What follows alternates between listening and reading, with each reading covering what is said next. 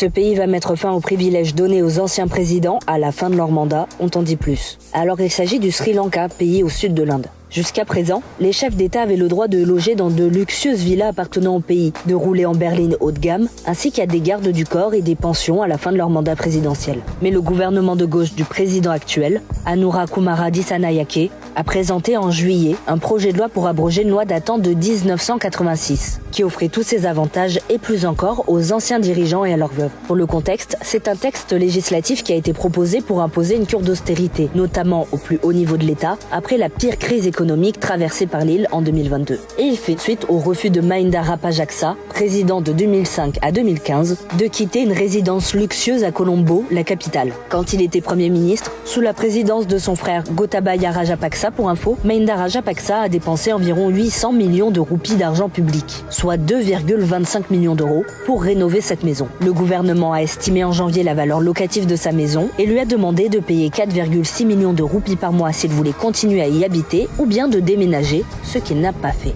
Bref, une requête a été déposée par le Sri Lanka Podujana Peramuna, le parti politique des anciens présidents Mahinda et Gotabaya Rajapaksa, pour contester la constitutionnalité du projet de loi. Mais la Cour suprême du Sri Lanka a levé ce mardi le dernier obstacle juridique empêchant l'adoption de ce texte en statuant que ce projet de loi peut être adopté à la majorité simple du Parlement. Et comme le gouvernement dispose d'une majorité des 2/3, sauf surprise, ce texte pourra donc être prochainement adopté. Actuellement, le Sri Lanka compte 5 anciens présidents en vie et une veuve qui ont droit à ces privilèges.